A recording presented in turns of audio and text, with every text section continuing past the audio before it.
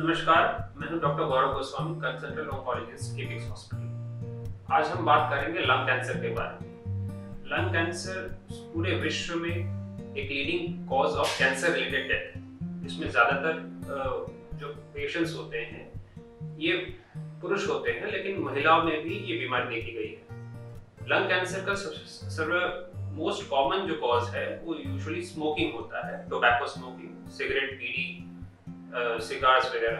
लेकिन इसके अलावा भी आज के समय में देखा गया है कि आउटडोर और इंडोर पोल्यूशन ये काफी मात्रा में बढ़ चुकी है, जो भी एक लीडिंग लंग कैंसर का एक कॉज है। इसके अलावा कुछ ऑक्यूपेशनल कारण भी होते हैं, जैसे जो एस्बेस्टोस इंडस्ट्री में काम करते हैं वो कुछ पोल्यूटेंट्स इनहेल करते हैं, जिस कारण से लंग कैंसर हो सकते हैं। और कुछ कॉजेज हैं, कुछ केसेस हैं जहां पे हमें एग्जैक्ट कॉज नहीं पता चलता। पहले के दिनों में ये बीमारी नॉर्मली 55-60 साल के ऊपर पाई जाती थी, लेकिन आजकल जो मरीजों की एवरेज एज जो है वो 40-45 साल तक आ गई है। इसका सबसे बड़ा एक कॉज हो सकता है कि हमारे आउटडोर और इंडोर पोल्यूशन। लंग कैंसर्स दो तरह के होते हैं प्राइमरीली। एक है कि प्रॉपर लंग कैंसर जो लंग से ही उत्पत्ति होती है, और दूसरी है जो कहीं दूसरे शरीर के दूसरे अंग से लंग्स में स्प्रेड कर सकती है। तो उसकी हम डिस्कशन आज नहीं करेंगे, हम प्राइमरीली लंग कैंसर की ही बात करेंगे। तो लंग कैंसर के प्राथमिक कारण हमने बता दिए हैं: smoking, indoor and outdoor pollution, exposure to radon gas जो एक इंडोर पोल्यूटेंट है, एक्सपोजर टू इंडस्ट्रियल केमिकल्स। इसके अलावा भी कुछ केसेस हैं जहां पे हमें इसकी कारण विशेष पता नहीं चल सकता। नॉर्मल प्रेजेंटेशन लंग कैंसर का होता है खांसी जो दवाओं से ठीक नहीं हो रही है, खांसी के साथ बलगम, अब बलगम में खून का दिखना, सांस फूलना, सीने में दर्द, गले हमारे वॉइस का चेंज, गला का स्वर बदल जाना, ये सब कारण हमारे इनिशियल सिम्टम्स हो सकते हैं। लंग कैंसर का स्क्रीनिंग के लिए कुछ हमारी प्रोटोकॉल्स अप्रूव हुई हैं कुछ ऑर्गेनाइजेशन से, लेकिन हमारे राष्ट्र में अभी फिलहाल ऐसी गाइडलाइंस इंप्लीमेंट नहीं हुई है।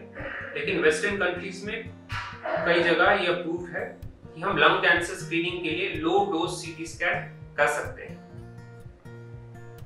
इसके प्रिवेंशन के लिए हमें क्या करना चाहिए?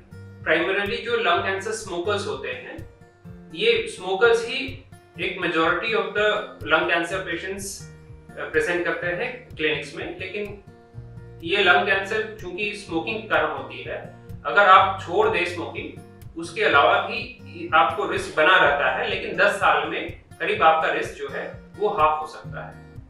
लंग कैंसर्स अर्ली, एडवांस्ड और लेट पकड़े जाए जा सकते हैं। अर्ली लंग कैंसर्स का मेन ट्रीटमेंट जो होता है वो है सर्जरी, लेकिन सर्जरी के बावजूद भी कुछ इनमें से पेशेंट्स हैं जिन्हें इसके बाद भी रेडिएशन की जरूरत पड़ सकती है। हमारे देश में जो लंग कैंसर डायग्नोस होता है वो थोड़े एडवांस के होते हैं और सर्जरी के लायक नहीं रहते हैं, तो उनको हम रेडिएशन और कीमोथेरेपी से ट्रीट करते हैं। रेडिएशन नॉर्मली 5-6 हफ्ते तक चलता है और इसके दौरान हम कीमोथेरेपी देते हैं। इससे क्या होता है, रेडिएशन की जो इफेक्ट है वो बढ़ जाती है और क्योर की चांसेस बढ़ जाती है।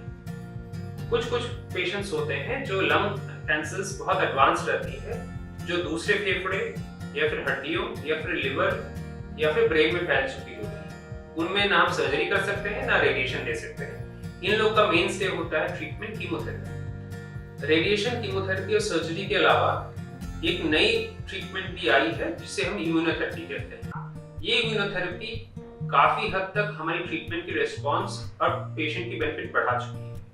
लेकिन कुछ लंग कैंसर पेशेंट्स है, अगर हम म्यूटेशन की स्टडी करके देखें कि उनमें म्यूटेशंस कुछ पॉजिटिव हैं, तो साधारण एक टैबलेट से भी मरीज को काफी हद तक राहत मिल सकती है और बीमारी काफी हद तक कंट्रोल रह सकता है। सबसे जरूरी यह है कि लंग कैंसर की सचेतना के बारे में कि स्मोकिंग या तो डायरेक्ट स्मोकिंग या फिर सेकेंड हैंड जो स्मोकिंग होता है, जो पैसिव इनहेलेशन होता है, इसे हम कम से कम रखें।